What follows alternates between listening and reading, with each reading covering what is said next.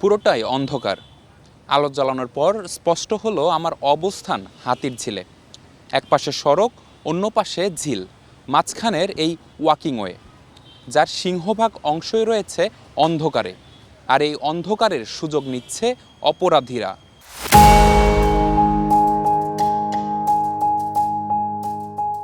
বছর কয়েক আগে গভীর রাতে হাতির ঝিল হয়ে বাড়ি ফেরার সময় লোমহর্ষক অভিজ্ঞতার মুখোমুখি হন এ সিএনজি চালক। দুইটা লোক একটা বস্তা টাইনে নিয়ে ফালাই দিল। তো বস্তাটা ফালাইলো, বস্তাটা অনেক ভারী মনে হয়েছিল, তো ভয়ে আর সামনে যাই নাই।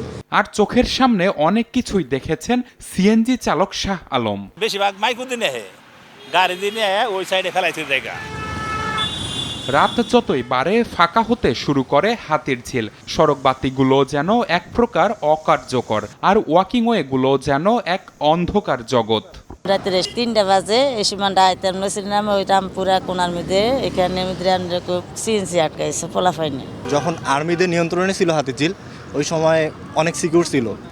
নগদে 500 টাকা বা তার বেশি পেমেন্টে পেতে পারেন ঢাকায় জমিসহ 20 কোটি টাকার পুরস্কার। ছোট বাচ্চা কাচ্চা ফালাইয়া দেয়, পলিথিন ফেসাইয়া, দেখা গেছে যে নারী বুড়ি সুদ দেয়, চোখ ফুটে না, মুখ ফুটে না। হাতির ঝিল এবং বাড্ডা থানার পরিসংখ্যান বলছে গত 8 বছরে হাতির ঝিল থেকে মরদেহ উদ্ধার হয়েছে 27টির বেশি। গত 8 মাসেই উদ্ধার লাশের সংখ্যা 8টি। সব মিলিয়ে স্থানীয়রা বলছেন যেন লাশের ডাম্পিং স্টেশন হয়ে উঠেছে হাতির ঝিল। ক্যামেরাগুলো উপরে লাগানো, অনেক উপরে, যার কারণে জুম করলে অনেক সময় কাছাকাছি কোনো জিনিস অস্পষ্টতা আসে আর কি। অভিযোগের সত্যতা স্বীকার করে রাজধানী উন্নয়ন কর্তৃপক্ষের আশ্বাস, আলোচনা করে সমস্যা সমাধানের। পুলিশের কথা যেহেতু রেফারেন্স বলেছেন, আমরা তাদের সাথেও আবার কথা বলে সমন্বয় করে কোথাও স্থাপন করলে ভালো হবে।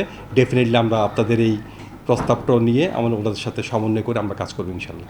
যদিও অপরাধ বিশেষজ্ঞরা দুই পক্ষেরই গাফিলতি দেখছেন।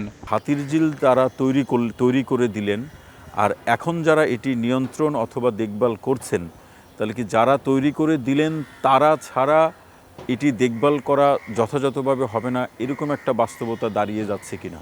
সংশ্লিষ্টদের সদিচ্ছা এবং যৌথ উদ্যোগ না নিলে হাতির ঝিলে অপরাধ কমানো সম্ভব নয় বলে মত বিশেষজ্ঞদের। নিবিড় সাহা, সময় সংবাদ, ঢাকা।